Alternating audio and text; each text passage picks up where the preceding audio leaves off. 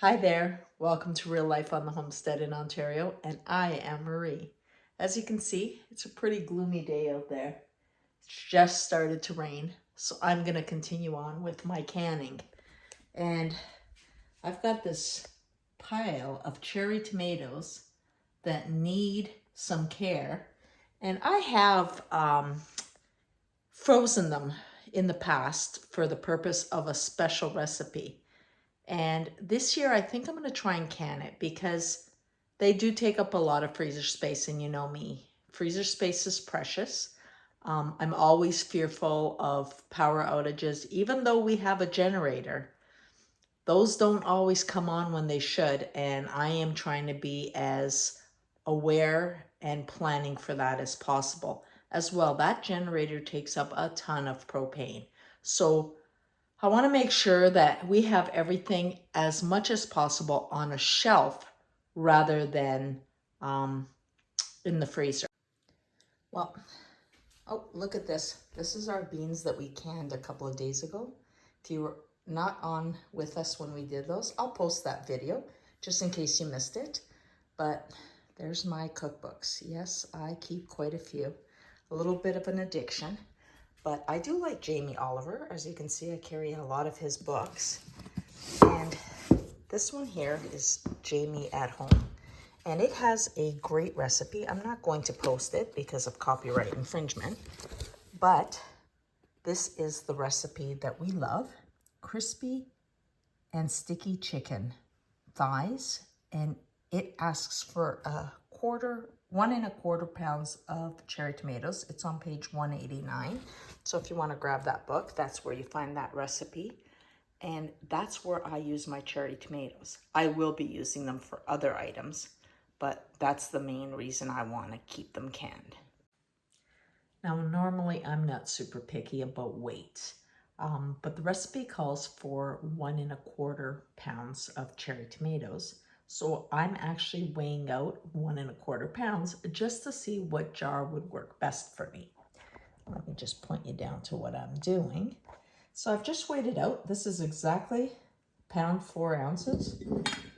And I am assuming that that looks like about a liter jar, quart jar. And I'm just gonna see if that works for me. I'm pretty sure that this is gonna work just fine. Yep, it will. Now, what I'm going to do, that's actually perfect. Look at that. 1¼ pounds is exactly 1 liter jar.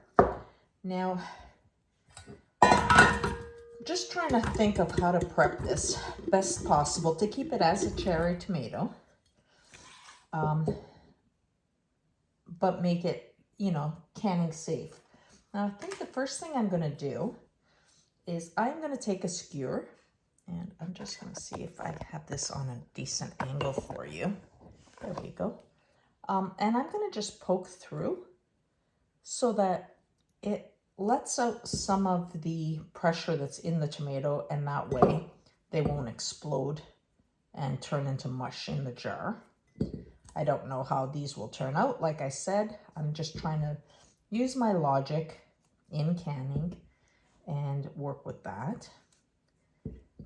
Let's not stab ourselves, because that would not be good. As I go through these, I have come across a couple of tomatoes that had a little bit of blemish. So what I've done is I put those aside because ducks absolutely love tomatoes. So they're going to get anything that is just getting ready to turn. That's perfect.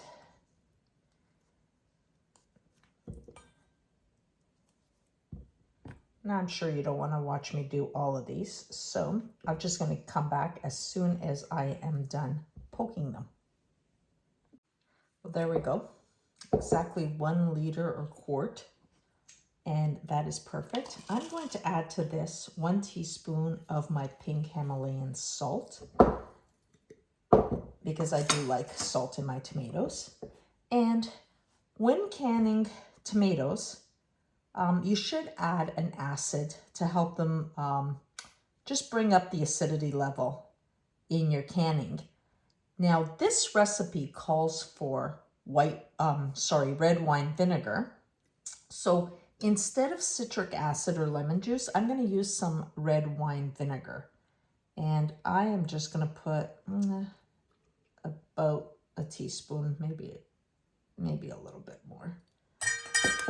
And then I'm going to top this up with boiling water, put my lid on, and I am going to water bath this for 40 minutes after a roaring boil. I've got quite a few to do, so I'm going to get them all ready and get them in my pot of boiling water. And remember, for water bath canning, it's a roaring boil, and then you start your timer. Now, all I'm going to do here is pour some boiling water into the jar until basically a ½ inch off the top.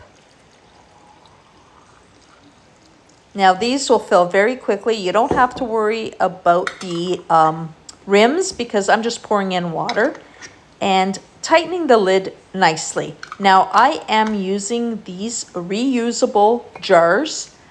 They are just from a previous purchase, and they've been cleaned, sterilized, and that rubber ring will seal very nicely in a water bath. Here I go. I'm putting in the jars. I do have a liner on the bottom of the pot, and I'll just place all my jars in, and then again top off the water to about 1 inch above the fill of the tops of the jars. And that will be perfect for water bathing. Lost my thought right there. But just a little bit more, and above the lids, just enough to make sure that they are submersed comfortably. And I am going to bring this to a good roaring boil. There you go. Now it's time to set the timer. I'm going to set this for 40 minutes. And then just wait patiently. Time's up. Our jars are now settled down. I am going to remove these from the pot. Well, here we have it. Processing time is done. They are quite warm, so I'm using gloves. Now, one thing I like to do is turn my jars upside down and leave them there until the jar is completely cooled. What I find this does is it creates a better seal, and once these are cool, I'll show you a close-up of how beautiful these have turned out. I like this. This is a great way to save these cherry tomatoes. But there's other ways, and I'll be sharing with you in the future a few other ideas. But for now, let's let these cool off and we'll look at them closer. The rain has gotten really strong, so it's very dark in here. So I just wanted to show you a close-up of the tomatoes in our jars. And I'm just gonna let them sit here on the counter, letting them cool and seal better. Now you notice there's a lot of water at the bottom. The ones that were more tightly packed look a little bit better, but this is not just the water that I packed them in, it's also the tomato water. So no worries, it's all good. Well, these beauties are done. Look at how gorgeous they are. These will go right into my sticky chicken recipe, but you can use them in so many ways. Anytime you need a couple of tomatoes in a recipe, beautiful way to preserve our cherry tomatoes. Now, next up, when it stops raining, I'm gonna pick some more cherry tomatoes, and I think I'm gonna oven roast them and pack them in oil and garlic. Stay tuned. That one's gonna be another video, but thank you for joining me today. Go out, live your best life, enjoy the harvest. It's so beautiful. This is the time of year that things taste the best, so enjoy it. And make sure to like, subscribe, but most of all, share with your friends. We want to keep growing the channel because we got some good things happening, don't you think? See you next time.